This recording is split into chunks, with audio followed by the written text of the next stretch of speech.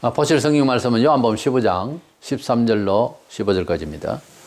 사람이 친구를 위해 자기 목숨을 버리면 이보다 더 큰 사랑이 없나니 너희는 내가 명하는 대로 행하면 곧 나의 친구라. 이제부터는 너희를 종이라 하지 아니하리니 종은 주인이 하는 것을 알지 못함이라. 너희를 친구라 하였노니 내가 내 아버지께 들은 것을 다 너희에게 알게 하였음이라. 아멘. 성품상 상당히 많이 따르는 사람이 있습니다. 친구를 잘 사귀어요. 아주 좋은 성품이죠. 그런데 많은 친구를 가지는 것보다 매우 긴요한 이야기까지 소통을 할 수 있는 그런 친구가 소규모라도 그런 친구가 참 필요해요.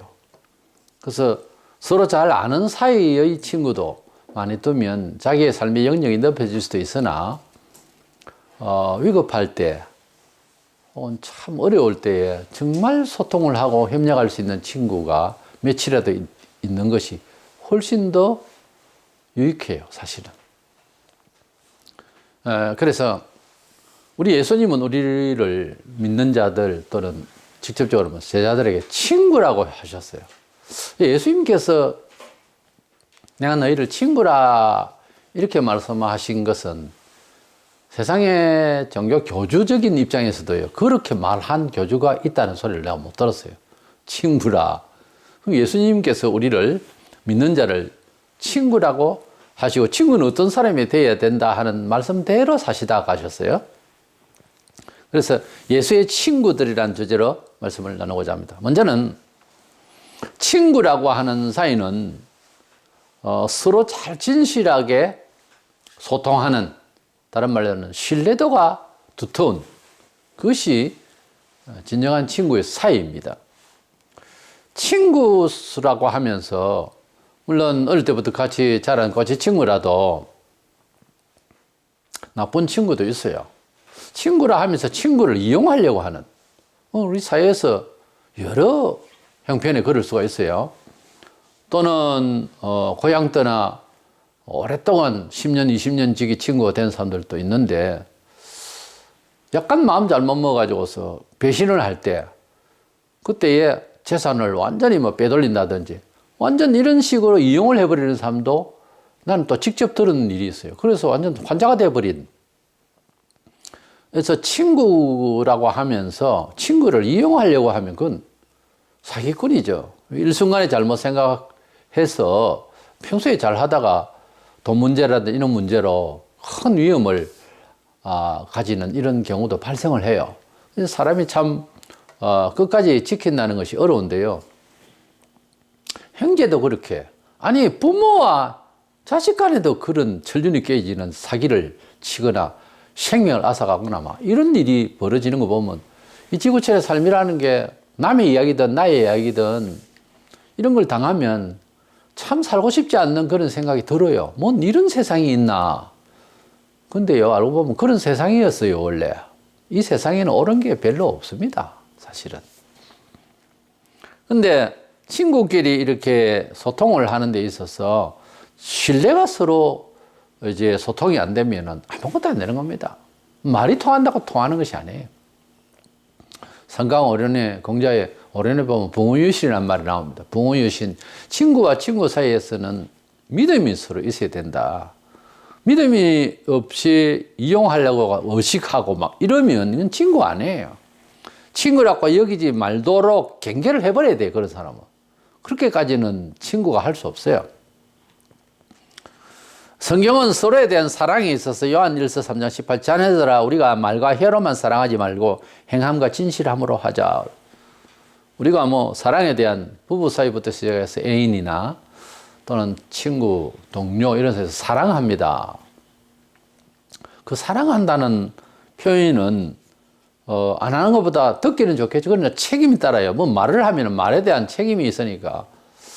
그런데 사랑한다는 말을 안 해도 사랑하는 사이가 있고, 사랑한다는 말을 하는데도 사실은 사랑하지 않는 사이도 있을 수 있습니다. 표현에 너무 치중하는데, 표현이 없어도 행동과 그를 생각하는 중심이 있으면 사랑하는 거죠. 내가 사랑한다는 말만 해야 사랑하는 것은 아니거든요.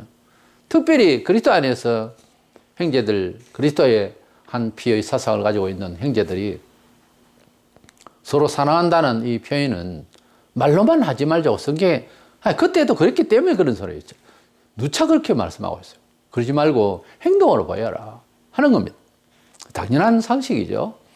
특별히 하나님의 사랑에 대해서 미사려고 하고 천사 같은 말을 해도 참된 사랑이 없으면 실천 능력도 없고 그럴 마음도 없다면 그건 거짓이 된다는 거죠. 본문 14, 5절에 너희는 내가 명하는 대로 행하면 곧 나의 친구라. 너희를 친구라 하였노니 내가 내 아버지께 들은 것을 다 너희에게 알게 하였음이라. 예수님께서는 사도들에게 하나님 아버지의 모든 사정과 섭리에 대해서 다 말씀을 하셨다는 거죠. 다 말씀하셨다는 거죠. 우리 주님께서는 알지 않은 것이 없을 정도로 3년 동안 전부 말을 다 해주고, 친구 사이라고 하는 것은 소속들이 다 서로 허물 없는 거예요. 다 알게 되는 거예요. 물론 감춰져야 할 그런 부부 사이 또는 가정의 엄밀한 어떤 계획들, 이것까지 다 알 필요는 없지만은 그 외에는 그렇게 서로 소통하는 거예요. 그것이 진정한 친구예요. 그리고 우리 주님께서 그런 뜻에서 말씀하십니다. 또한 너희는 내가 명하는 대로 행하면 곧 나의 친구라 그랬어요. 이것을 이제 좀 무겁게 받아들여야 됩니다. 이 말씀을 들을 때는 예수님이 내가 너희를 친구라 그렇게 말씀을 하셨잖아요. 그런데 주님께서는 내가 너희에게 말하는, 내가 너희에게 명령하고 너희에게 행하라고 하는 이 말에 대해서 너희가 행하면 조건적이에요. 이 말씀에는 곧 나의 친구라 그랬어요.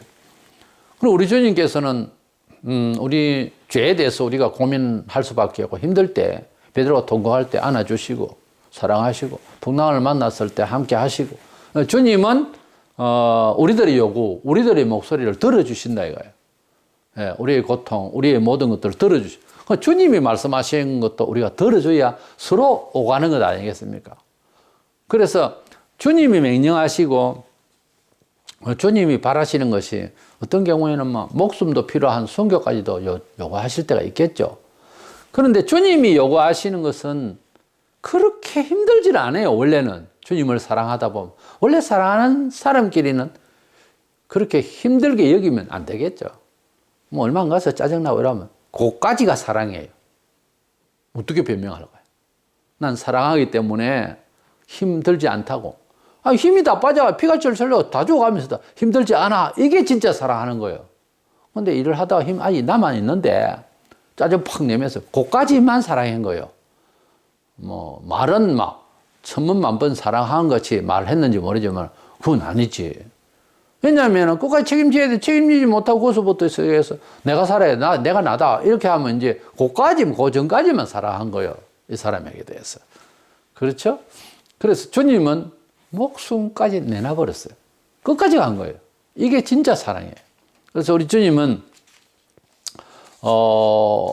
친구들의 말을, 그러니까 사도들의 말을 들어주시고 또 협력하시고 피를 다 쏟아서 필요한 거니까, 말은 안 해도 필요한 거니까 내 피를 너에게 준다. 끝까지 가신 거예요. 그런데 베드로는 잡아가 죽인다고 하니까 막 거짓말하고 배신하고 거기다가 예수까지 저주까지 하면서 욕까지 하고 이런 상황이 벌어졌죠. 그래서 참 우리는 주님이 우리하고 친구라고 하지만은 주님이 우리에게 진정한 친구가 되시고, 우리는 그 친구 개념을 잘 아세요? 우리는 그렇게 소통할 만큼 친구가 못 되고 있어요. 언제나 부끄러운 친구죠. 그래서 진정한 친구는 친구의 말을 들어주는 겁니다. 참 좋은 친구 사이는 친구의 말을 들어주는 거예요. 그 친구의 말을 안 들어주면서 많이 어려운 것도 아닌데 안 들어주면서 친구다. 이건 아니거든요. 친구 사이라 하면서 친구의 말도 조그마한 것도 안 들어주고 그러면 그 친구 아니죠. 우리 주님께서는 자기 말을 들어달라고 그랬어요. 왜냐하면 우리의 요구를, 우리에게 필요한 것을 들어주셨잖아요. 우리의 요구가 말은 안 해도 주님의 목숨이 필요했던 존재였어요. 다 들어주셨잖아요. 한번 생각해 보세요. 우리 주님을 위해서 희생해야 됩니다. 그런 주님이십니다. 우리를 지옥 펄펄 끓는 지옥 불못에서 살아야 될 영혼이고 육체인데 건져주셨어요. 당신의 목숨을 버리셨어요. 이것은 빚진 겁니다. 빚진 거. 일생. 그 정도는 생각해야죠. 저는 처음 예수 믿을 때 그렇게 사실 이해했어요. 이건 내 목숨 바지 평생. 그리고 내가 결혼하고 아이를 낳아도 평생 주님의 것이다. 그렇게 생각했어요. 그래서 아들 둘 낳아서 미리 잘 가르쳐서 목사 되게 했습니다. 우리는 주님이 우리를 위해서 당신을 주셨어요. 그렇기 때문에 우리는 주님을 위해서 또 바칠 수 있어야 됩니다. 두 번째, 우리 주님이 이제 친구 사이에 대한 결정적인 말씀을 하실 때에 친구를 위해서 목숨을 버려야 된다. 이렇게 말씀하셨어요. 그렇게 말씀하시고 정말 우리 주님은 목숨을 주셨어요. 그래서 좀 이 친구의 개념은 주님의 입으로 나온 이 친구의 개념 좀 다른 개념이죠. 세상의 우정관계하고 좀 차원이 좀 다르죠. 종교적인 개념으로 받아들이기 좋습니다. 그래서 우리 주님이 우리를 위하여서 목숨을 버리셨고 또 그렇게 하는 사이로서 우리 친구하자. 그거예요. 그게 어떻게 보면 좀 부담스럽죠. 그렇지만 최고의 좋은 친구를 위해서 목숨을 담보로 주님을 만날 수 있어야 될 것입니다. 구약시대에 보면 사울 첫째 왕 사울 아들 요나단이 있었어요. 그가 다윗을 너무 사랑해서 너무 귀하게 여겼죠. 성경적으로 보면 원래 사랑은요, 존경까지 가야 정상적인 사랑입니다. 그래서 너무 존경한 거예요. 그런데 아버지가 다윗을 죽이려고 창을 던지고 요나단 아들에게도 던져서 죽이려고 그러고 몇 번이나 그랬어요.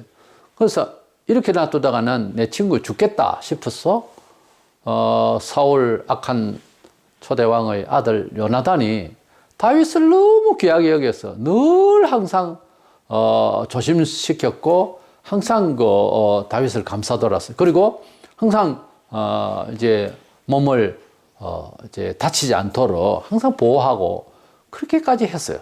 아주 사무엘상 18장 1절에 보면은 요나단의 마음이 다윗의 마음과 하나 되어 요나단이 그를 자기 생명같이 사랑하니라 그랬어요. 자기 생명같이 사랑하니라. 우리가 예수님을 믿을 때에 필요할 때 주여 주여 그러고 그것이 아니라 우리 주님의 이름, 거룩한 이름과 그 자존심이 상함을 받을 때는 가만 안 있어야 될 화가 분노가 일어날 정도로 주님을 그렇게 사모하고 주님을 존경하는 사람이어야 합니다. 아니 누가 자기 아버지를 비하시키는 말을 하는데 가만히 듣고 있는 자식이 있다면 그 새끼는 그 자식 새끼가 아닙니다. 이미 버려진 영혼이에요. 아니 자기 부모를 자기가 존경하고 자기가 사랑하는 어머니를 어떤 사람이 예사로 말을 하고 손찌검을 하고 비하하고 이러는데 가만히 있다 자식이? 깜빡이 들어갈지언정 당장에 치고받고 할 정도가 돼야 그게 부모로 안 알고 있는 자식이지. 어떻게 가만히 있어요? 잠언서 17장 17절에 친구는 사랑이 끊어지지 아니하고 형제는 위급한 때를 위하여 낳느니라. 우리는 친구의 개념을 예수 믿으면 좀 다르게 가져야 됩니다. 예수님께서 우리를 친구라 하셨을 때 차원이 일반 우정관계가 아니듯이 이제 예수 믿고 난 뒤에 세상에서 친구를 만들 때도 예사로운 관계로 만들어서는 안 돼요. 우리는 위급한 때에 친구를 위할 수 있는 그런 사람인가를 생각하면서 진정한 친구가 되도록 해야 되는 것입니다. 그냥 아는 사람, 이건 아니에요. 우리 주님께서는 우리를 구원하시기 위해서 다음에 그렇게 희생해 주세요 하기 전에 아시고 당신의 목숨을 주셨습니다. 어떤 목사님의 따님이 의학의 천재인데 친구 집에 갔다가 벽에 걸려있는 몇 개의 그 그림을 보면서 주님이 십자가에 못 박혀서 있는 그 그림 밑에 그 화명이 내가 너를 위하여 몸 버려 피 흘려 주었는데 너는 나를 위하여 무엇을 주느냐 하는 그 화명이 이렇게 있었어요. 그 앞에서 너무나 충격을 받고 회개하고 그래서 시작을 한 거예요. 그것을 아버지가 목사님이니까 갖다 드리고 나중에 이것이 찬송가가 되었는데 내 너를 위하여 몸버려 피 흘려 내 죄를 속하여 살 길을 주었다. 널 위해 몸을 주건만 너 무엇 주느냐? 널 위해 몸 주건만 너 무엇 주느냐? 이 찬송을 우리가 하는데요. 우리가 그런 그림을 가끔 볼 수 있죠. 우리 주님께서는 억지로 뭐 바란다기보다 내가 너를 위해서 이렇게 희생했으니까 복음을 전해야지 정도는 우리가 이해해야 되는 것입니다. 우리를 죄와 심판에서 건지시기 위해서 주님께서는 목숨을 주셨어요. 요한복음 12장 24절에 내가 진실로 진실로 너희에게 이르노니 한 알의 밀이 땅에 떨어져 죽지 아니하면 한 알 그대로 있고 죽으면 많은 열매를 맺느니라. 이렇게 말씀하신 주님은 한 알의 밀알은 당신을 말씀하는 겁니다. 또한 우리가 이 세상에서 누구를 구원하고 그 마음을 사기 위해서는 목숨을 버리기까지 그 밀이든지 무슨 씨앗이 줄기가 나고 열매를 맺으려면 자기의 본래 모습이 완전히 파괴됩니다. 본래 모습이 아니에요. 뿌리를 이렇게 가지를 뽑아보면 원래 모습이 씨의 모습은 없어요. 우리는 이 세상에서 희생의 가치가 무엇이라고 하는 것은 잘 압니다. 그리스도께서 우리를 위하여서 당신의 성자의 직위와 인품과 모든 영화를 다 내려놓으시고 그 희생으로 우리가 지옥 갈 우리가 구원받게 된 거예요. 마찬가지입니다. 우리가 전도를 한다는 이 중심이 그런 희생의 각오 없이는 못해요. 얼마나 사람이 못됐는지 피를 보지 않고는 감동을 못 받아요. 그러니까 우리가 목숨을 담보로 정말 희생할 수 있는 각오가 있다면 주님이 함께 하실 거예요. 주님이 우리를 친구하실 거예요. 그래서 말로만 친구가 되지 말고 우리도 주님 말씀하신 대로 하나의 밀알이 되어서 어느 곳에 우리가 거주하고 살든지 행동을 하든지 간에 하나의 밀알이다 이렇게 생각을 하고 길을 가도 어디에 가도 그 어떤 상황에서도 이때는 내가 희생이 필요하다. 적극 나서 그냥 도외시하지 말고 그냥 지나치지 말고 뭐 길 가다가 사람이 쓰러져 있으면 빨리 가서 이제 어떤 조치를 하고 하는 이런 마음이 늘 있어야 됩니다. 우리는 사회에서도 그렇고 어디에서도 그렇고 하나의 밀알이 정신이 필요합니다. 그것은 우리 주님께서 그렇게 사셨기 때문에 우리가 구원을 받은 것 아니겠어요? 많은 혜택을 받고 많은 기회를 얻고 많은 영화를 누리고 많은 존경을 받고 천년을 살랍니까? 아니면 주님의 뜻대로 사느라고 살다가 그것을 오히려 기쁨으로 하고 10년만 살다가 죽을랍니까? 어느 쪽입니까? 이 세상은요, 아무리 존중받고 내 기분 좋게 다 살아도 별거 없어요. 눈 감을 때는 별것 없어요. 아무것도 지고 못 갑니다. 주님을 위해서 주님이 우리에게 목숨을 주신 것은 분명히 아세요. 빚진 겁니다. 우리가 분명한 것은 빚은 갚아야죠. 그래서 우리 주님을 위해서 좀 더 마음을 잘 다스려서 세상에 뺏기지 말고 우리 주님 원하시는 대로 거룩한 삶의 룰대로 잘 살도록 하고 또한 희생이 필요한 곳에 우리가 선교 특별히 복음 전파에 좀 헌금도 좀 하고 그럼요. 이건 뭐 필요한 것 아닙니까? 당연히 헌금도 좀 하고 시간도 좀 내고 기도도 좀 더 하고 합력할 수 있는 사람이 되어서 이 말세에 하늘의 미랄들이 다 되어서 주님이 진정한 우리에게 야 너 내 친구다. 정말 너는 내 친구다. 할 수 있는 음성을 들을 수 있는 저와 여러분의 삶이 되기를 축원합니다.